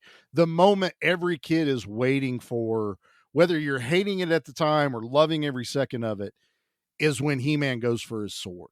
Oh yeah, definitely. You know what's about to happen. You know what he's about to say. Skeletor knows if he gets that sword. And they're not playing it up like it's the sword of power. Because in the mini comics, it wasn't the sword of power. It was just the power of Grayskull. It's more like he was knows what you if were he going for. gets this sword, shit. It's kind of like he can Yeah. harness the energy of Grayskull in the movie, basically, because it does light up and everything. And then he is the equal to Skeletor, pretty much. And that battle. And for those that have seen or maybe not seen the special about these things, the behind the scenes, when they clash at first, it was planned for the set to go dark, because that was at the time that they didn't think they were going to be able to finish the movie. And Goddard was like, fade it to black. Worst case scenario, they roll credits like what Cannon wanted, but hopefully I can convince them to let us film and make it as if it's only He-Man and Skeletor fighting in the void. And that's basically what did have to happen, is they wrapped the movie with no ending, and he had to basically beg for money. And then they got Dolph and a stand-in for Frank Langella for the final battle. It was Frank. the fight coordinator, wasn't it? Yeah, it was really? one of the fight coordinators. And they do the final fight and everything to the point, like, Skeletor was supposed to fly out the window into into space, not fall into a pit. They didn't even have the entire set for that final thing. That set was the largest set in Hollywood at the time. There Two was sound no It's stages. insane to Yes. think about that a Masters of the Universe movie had one of the largest sets ever yes. at that time. So a lot of it was taken down, so they had very minimal they could try and do, which is why they do the thing where Skeletor falls, a la the Emperor and Star Wars. As a kid, though, I know I always loved a movie that would end with the big final sword fight, whether Yeah. it be Highlander, Return of the Jedi, just being a kid Yeah. and waiting for, Luke and Vader to have that final You clash. had to have it. It Yeah, was you know? necessary. It still blows my mind that Cannon was like, let it fade to black. I'm Yeah. like, I get what you guys do. Once the movie's made and done, you've already sold it. That's the thing of Canon. When a movie's being made, they've already sold it, and they technically already have the money for it. Yeah, they don't really So care at that point. They don't give a shit if it's crap at the end of it. And because most of the money was Mattel's, they didn't even give a shit about them. They're like, well, Which is movie's so crazy done. for them to Did be our like, part. well, we're already going to start planning a sequel. Right. That's the canon playbook, that's though. the canon playbook, man. If you have something, you go and you just keep going. And really, the only reason they ended it with Cyborg was because they had a young up-and-comer named Jean-Claude Van Damme ready in the wings to get into a movie that he could lead. And we got, unfortunately, we lost Albert Pune, towards the end of 2022, but quite possibly one of his greatest movies he did was Cyborg. But yeah, that's all the history of canon. There's a great documentary. Oh my gosh. The It's so Electric good. Boogaloo, the story of canon. We've It's talked about it at lengths before, and so I think even our marvelous. Highlander episode. Might have been that one, but if you haven't seen it, spend the money, go watch it. It is yes, cuckoo crazy pants. I love it. It's Yep. such a good story. It comes with a box set of canon movies. I think Walmart was selling for a while, or I think Oh, I think you can even get it. I would have bought on- that. Oh, I bought it. I I bought know my you- dad one, and I yeah. bought one. But yeah, it was only like $20 at. I would have bought Walmart, that. and it was like 10 canon movies and the documentary, so it was a decent bargain. Well, boys, we're at the end of He-Man. Oh, my birthday no. episode. I'm enjoying this too much. It's been fun, man. This is a special occasion type episode, but believe it or not, we have a body count for He-Man. You guys ready for the body count? Oh, I bet it's going to be a really high It's like body count. 2. Robots count. Well, if robots count, then Yeah. it's going to be high. Yeah. Leave anything for us? Just bodies. Body count, body count, body count, body count. Yes, in fact, robots do count. Otherwise, we'd only have like single digit deaths in this movie. Fair. But it's 43. We have a body Were count those of all 43. from He-Man? No, because Oh, okay. Skeletor The group. kills Saurod. Yeah. Sauron. Saurod. I'm sorry. S-A-U. Getting my franchises mixed up. I apologize. Saurod. And Can you imagine if Canon did Lord of the Rings? Oh my God. You know what? You know what? I want to see it. Jean-Claude Van Damme is Gandalf. Now I want to see that. Oh yeah. yeah. Oh no, Chuck Norris is Sauron. No. Bilbo Baggins is going to be Jean-Claude Van Damme. That means Bilbo's got to show his butt. I'm okay with that. Why can't it be Aragon? Why are you guys going with some of these weird characters for Jean-Claude? Nah, Aragon doesn't make sense for Claude. Like, this is more of a. He's definitely more of a hobbit or a wizard. The Ranger doesn't make sense. No. Aragon's like Chuck Norris, right? Oh yeah, that could be it. Yeah, because he's got the beard. Chuck Norris should be Gimli then. No. All right, he plays dual roles. Just save one. We're Eddie Murphying this with Jean-Claude Yeah. Van Damme plays every character in the Lord of the Rings. I can't wait to see his take on Erwin. That's gonna be amazing.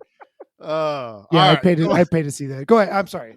No, it's fine. It's fine. So yeah, 43 is our body count on that. So is there a kill of the week? No. Honestly, I could not find one because they're all pretty much just like that guy gets shot, that guy falls down. pew. There's nothing Bang, like bang, bang. crazy, and even Skeletor falling into a bottomless pit. Ain't that great? All right, then no kill of the week. Feels weird, but also this is property based on a kids film or kids show where Yeah, people that's a never good die. They point. only get really big boo-boos. Really big. That's it, man. Although, instead of a kill of the week, the wound Courtney Cox gets, I remember as a kid being fairly that grossed gross out. ass Okay, yeah, leg burn. sure. Yeah, the leg burn, and That's it's good. bubbling up when they put the wet cloth on it. Ew. We'll throw in an ooh on that. That the ooh of the week. The ooh of the week. In We'll place go of with the kill of the week. I think that's fair. That works. All right, guys. Let's rate this bad boy. Okay.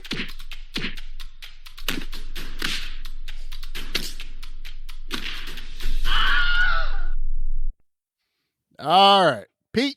Let's start with you, Mister. God. Started with you. You started with He-Man with us first. You were the first one to Okay. be introduced to He-Man, All right. so you rate it first. I think I would have rated this much higher had I watched it with you two, or even one of the two of you. Well, that's a guarantee. For sure. yeah, For definitely. sure. I think I've come up on it since I watched it. But this is a 5. This is a movie. It's okay. Not what I expected. I want to go a little bit lower, but frankly, you talked me up a little bit. Look at us go. I think it was around a 4, and then yeah, you're right. That Eternia set piece is pretty good, and there was some pretty interesting acting choices. And okay, so it gets a 5, and yep, Fair. that's what you get. Fair. Nate, what are you giving Masters of the Universe? I'm gonna go with a 7 because I had a lot of fun with this. I did, like, it was really cool to revisit this. As I was counting it up for 23 of Dolph Lundgren movies, I've got to kind of scale it back of how many I want to cover because all this did make me go, oh, we should cover this. Oh, we should cover that. Like, next thing I know, I was like, oh god, I got like 7 Dolph Lundgren movies tied up for like 2023. Oh no, we can't do that. Oh no, don't do just that to came yourself. off of doing Universal Soldiers, so we can't do that. Yeah, but this is a birthday pick, This is so a we're birthday allowed to pick, be a so little it's allowed. close. Yeah. But this is just dumb, fun 80s. Like, Yeah. and I think it knows it. I think it's a shame that because of the time of when it came out, where it was coming off of a dying product, you're coming off, 7 years after Star Wars, that like, the audience was not prepared. They weren't ready for this, They weren't ready for highbrow what art. they got. They Yeah. they weren't ready for what was presented to them. But so. you know what it reminded me of? I remember being a kid and not liking the Street Fighter movie, but then revisiting that as like a teenager, like in high school, and having a lot of fun with that Oh, one. interesting. Okay. Yeah, like I I agree feel with like that. this is kind of like that same vein where it's like, oh, I could see her as a kid being disappointed possibly, but going back and revisiting, I'm like, nah, this is fun. Like, there wasn't any like moments either where it slowed down. I was like, I'm really bored. Like, I wasn't on No. my phone. I wasn't playing like on my Switch or anything. Like, I was having fun on the couch, eating, snacking, watching He-Man kick the shit out of stuff. Yep. What about you, Charlie? Well, I've said this before on other shows where I talk about had 10-year-old Charlie rated a movie, it would be extremely high. Sure. And I'm going to do 10-year-old Charlie proud. All right. Because I'm smiling this entire movie. I get goosebumps when I hear that song. I could never rank He-Man low for anything he does. And it means so much to me to still have this and be able to let the kids watch it, and they see what this property means to me. They see Dad. I didn't think I was going to do this. Aw. There's more on top of it because of my sister. Take your time, man. No, this is really sweet. Ooh, I don't know if I've ever told Pete everything about Sarah, so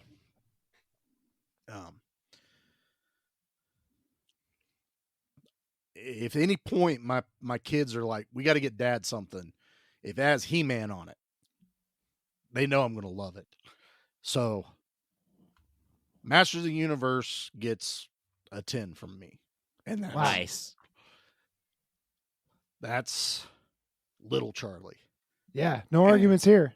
That's Clearly, this is very special to you, and I hate. I'm not shitting on it. No, I don't take anything. And again, right. I And understand. certainly not going to shit on your score, but I applaud your conviction. I think you clearly you have a lot of feelings about this, and I think that is an accurate score for you. Similar to Brain Scan, where it's like I did not really like this movie, but I knew how much it meant to Charlie. I was like, well, I'm not going to see her and shit on it because there was stuff I found entertainment out of it, and hell, that ended up being one of our longest episodes. So, yeah, I mean, there's when I'm able to dig back truly into nostalgia, and screw it, for a lot of people, I don't know if I have said it on the show early on, but I lost my sister. There's a lot of memories with her. Mm-hmm. Talking about, the pink Cadillac, it's my sister's Barbie's car. Yeah. That I would put my He-Man in. Nice. Yes. She had, as well you should have. Yes. She had She-Ra. She had the girl side of He-Man stuff. So and she would watch this movie with me, and it's an important movie to me. I love it. I love it so much. I do. I love this so much. This is why I need a giant 4K remade version of this. Like, I wish they would do I need a a boutique steel book yeah, of this for I Charlie. But I would definitely buy this that. is what movies are all about. Not every movie is for everyone, but every movie has a place in somebody's heart for whatever reason. Why we're movie nerds. This is and why that's we why have... that's why we're movie nerds. This is why cinema is so very important. And it's personal to people. Like yes, sometimes it people are should like, be. why? And it's like, don't matter why. It doesn't matter why. Like without my dad, I credit my dad to my love of these movies and stuff like that. But what it's turned into is being able to like hang out with you guys and talk about these and share our stories. Our fan base have seen these movies. How many times can we walk through a movie? But what it means to us sometimes is the better story. Our experiences and how it makes us feel that's the story. That's the legacy these movies are going to have. That's the high that we're always chasing. That's the whole point of yeah. the give me back, that is montage. It's that what is going to be the thing that 15 years from now that I'm like looking back fondly on. And like some of it is going to be that like movies I had never seen before, but because of doing this podcast, like now I have a strong attachment to Metal Storm, you pieces of shit. So like now 15 years from now, that's fair.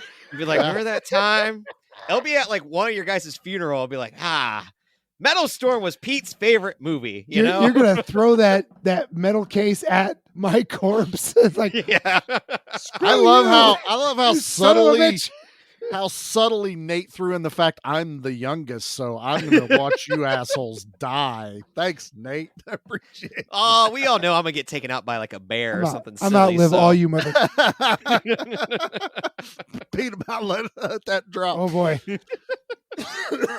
That's like the third. That's the third time I've censored myself. Pete's doing good. He catches himself. So good.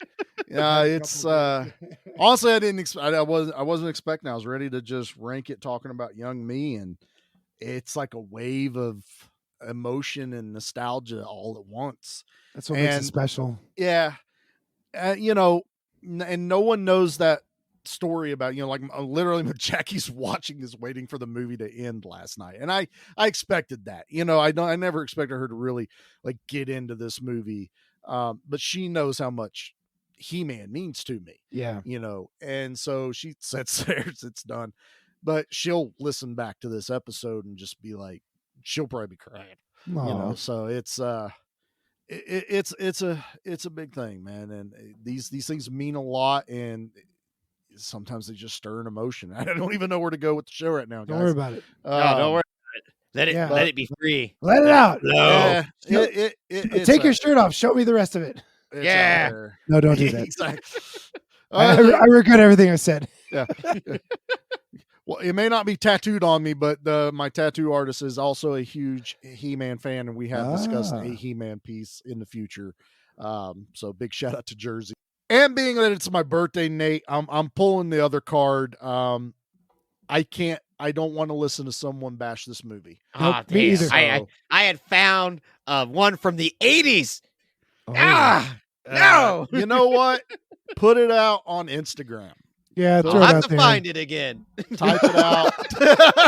I already closed out the window. The reviewer's name has already left my mind. That's fine. They're dead to me. They are dead to us now. They have fallen into They're dead to all of us. They have fallen into that bottomless pit. You're absolutely right. That's right, man. So that's awesome. Yeah, I don't want a negativity right now. This is too good of an episode, too meaningful. All right, well then tattoo idea segment. All right, if you're getting He-Man, you get Battle Cat on your back with He-Man riding Battle Cat, and it's like in an attack pose, and it's a giant back piece. We did talk about a back piece, and I want to do half Gray Skull, half Snake Mountain, like where they're split. And it looks like you're looking at two different sides, and then two characters each. The funny thing about Battle Cat is that is Jersey's favorite character, and she has painted her car to look like Battle Cat. Nice. It is so green. Good. She's done the hubcaps in like the reddish maroon. She's painted stripes down it. Battle Cat's green? Yeah, green and orange. Green and orange. Yellow, orange. Are you Yeah. thinking about the purple one, which is Panther? That's Skeletor's Panther. Skeletor's? No, I'm just red green colorblind, guys. I'm sorry. Oh, this is true. Oh, I this is true. This forgot. is true. Like, It's like I thought it was Sorry. brown the whole time. The cat was brown. Boy, Nate hates Christmas, doesn't he? yeah. Nate doesn't understand the grays color and- Don't coordination. understand the appeal of all these grays and ultra grays. Hey, These didn't dead Castle trees. Grayskull and Snake Mountain connect? Wasn't there like a connector in the toys? You know, I can't remember if they went back to back or not. I know that Skeletor and Something. He-Man's swords joined together. Yeah. There's the male and female Skeletor had parts purple of and that. He-Man had gray, Yeah. and they would fit together. They had little pegs in them or something. That They would make the ultimate sword. right, and then right. That Weren't was they supposed to also, be. like, a carrying case where it would hold the toys. You could put them together and put a few figures in it, but they didn't really hold that many. Do you mean Grayskull or do you mean like Grayskull. Grayskull was You could fit like clamshell. 4 characters maybe in there. 4 or 5. It was had a clamshell, yeah. You had the dungeon, you had the throne room. Yep. There was The a bit of trapdoor, room in there, which was the best trapdoor. ever. If Turn anything, the they throne had and the trapdoor would fall. the snake toy, wasn't it? That like the skeleton of a snake that held all the toys. No, that was Star Wars, son. Oh no, he's talking about Battle Bones, which Battle was Bones. the skeleton Was- of a like that creature. That was and He-Man. all of the characters would snap into the side. Yep. That's it. You're I just right. remember, You're like, right. if you go to any toy event, you're guaranteed to see one of those. Yep. right, You're right. but the rare thing is finding one that isn't broken. That Right. is the hard. Well, it's 'Cause because you we're played kids and we're jackasses. the heck out of boy. these things. I'm gonna make it go Of together. course you did. They were toys. You kicked the crap out of them. Yeah, you leave it outside and you play with it outside every day, and it rains and it gets in the mud. You took your Godzilla Shogun Warrior into the pool with you because Godzilla was an aquatic monster. It Oh. was, but you didn't Oh. realize that the springs that shot the Yeah, fist out would they rust. all and then corrode. Yeah, oh, I'm well aware of how the toys of the '80s. I'm glad I wasn't the only one. That's why these toys are so expensive now. Because Hey, I got were it back there. assholes. I have my original back there. I have an entire tote of all my original He-Mans and stuff like that. So, all right, everybody. Well, All right. thanks for checking out my birthday episode of Masters of the Universe. I know a lot of people were excited Yay. when we announced this. I hope we did it right, and I hope everyone just takes a chance and goes and visits. It's on Tubi right now. God bless Tubi. Go on turn Amazon. that bad boy on. It is on Amazon, but it's out there to be consumed. Get into your freely. fanciest Speedo and watch it. Just the less clothes Ooh. on, the better. Yeah, honestly, yes. Ooh. Now I'm That's why you interested. couldn't come over and watch it with me, Pete. Come on, Nate. That's why you didn't get an invite. We got understanding, don't we? Yeah, it's like, come on, man. It's not like he's never seen it before. It's fine. All right, guys. Well, My if eyes you are up wanna- here. It's not where he wants to look, Nate. And if you want to continue on with these great conversations that we have, please come over and join us over at the Give Me Back My Action Movie Facebook group, along with the Give Me Back My Horror Movies Facebook group. Both are on Twitter and both are on Instagram, TikTok, and we are, as far as this comes out, we have done one episode back on our live stream over on the YouTube channel. We did our top 5 favorite VHS covers. And as of hearing this, we are going to be going live again January 30th, and we are going to be covering the monster movie Crabs. Oh my gosh, I'm so excited. It's going to be so much fun. If you haven't yet, you can hear the interview that I got to sit on with Sludge and Ruben over on the Monster Movie Stomp Down with the director, Pierce Barrelsheimer. And it's a good listen. We don't spoil anything, but do that. The movie is freely available now. Go on Amazon. You can buy the DVD. I already have the DVD myself. Buy the DVD. And we will be covering that live. There will be spoilers. I can't talk about that movie without spoiling something. So Right. please watch it before we go live on there. So Yeah, 2023 is going to be a decent amount of live streams. It's looking like I had shot Charlie a text earlier this week of just like, here's a list of movies coming out that I want to live stream. So be and prepared. you will find us on our channel, as well as we will be on. We're pretty much regulars on the Action Elite YouTube channel. So if you have not yet, go subscribe over to the Action Elite. They also have a website you can go check out. Articles are coming out almost daily over there. Wow. Owen does some Crazy. fantastic stuff. Sometimes we get some decent trailers that come through them, but a lot of fun. So tons of content. We do our best to try and keep things entertaining on the social medias and the internets and the show. So go check us out over there. And speaking of all the other shows with the Give Me Back My Podcast Network, please go check out our brother Pete here in the studio with us at Good Beer Bad Movie Night. One day we'll forgive them for Spawn, but it's still not today. Oh, wait till Despot comes out, baby. You're going to love this shit. I can't wait. I already watched the movie and I cannot wait. Oh my God. And go check out Give Me Back My Pro Wrestling, Jimmy and the Plastic Sheet Jared over there. Yeah. Doing some fantastic stuff. They're banging, man. I'm loving it. Monster Movie Stomp Down. Get your fix on monster movies, man. They do it right over there. They share the love. They have just as much love for that genre as we do in ours. And check out Stompy and Frank. Nice little puppet show they got going on there on YouTube.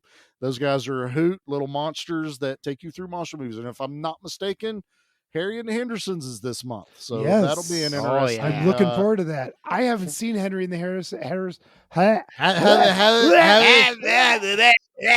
When someone doesn't have hair, it's hard to say that word. True. Jealous. I am jealous. I'm going to go watch that movie before. Yeah. I shaved my It's head been off. for years, but that was a childhood favorite over here.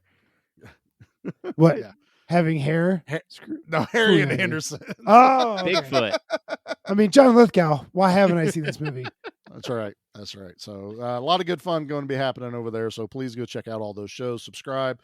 Rate everybody on Spotify, Apple, all those good places. Gentlemen, am I missing anything? Now, you're really good doing all that. I still feel bad that I suck at doing all that. So people just know I do love and care about you. I just don't know how to articulate it into words. Totally fine, man. So Charlie does it for me. That's the only reason why. Once I composed myself and I wasn't crying anymore, I was able to really turn it on and do good. So, good. Guys, thanks for letting me pick this movie and watching this course. movie and sharing the love of Masters of the Universe.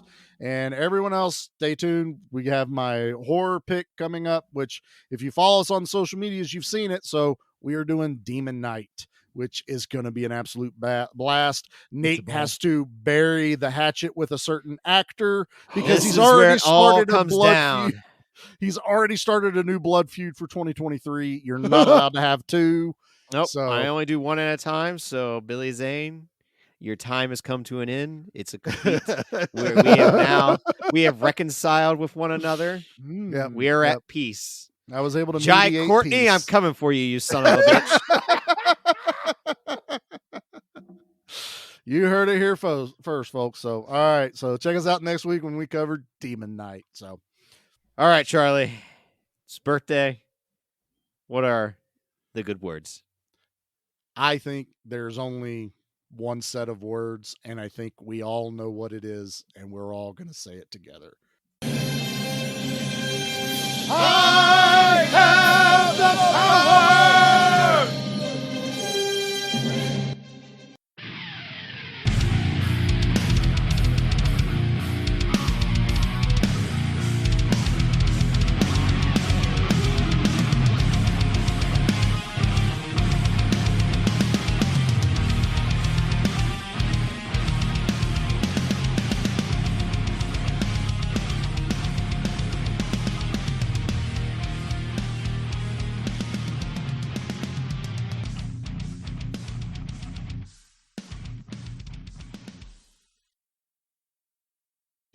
In today's story, Skeletor was looking for a shortcut, a quick way to riches and power. You may know some people like that, always looking for the quick way to get ahead of everybody else.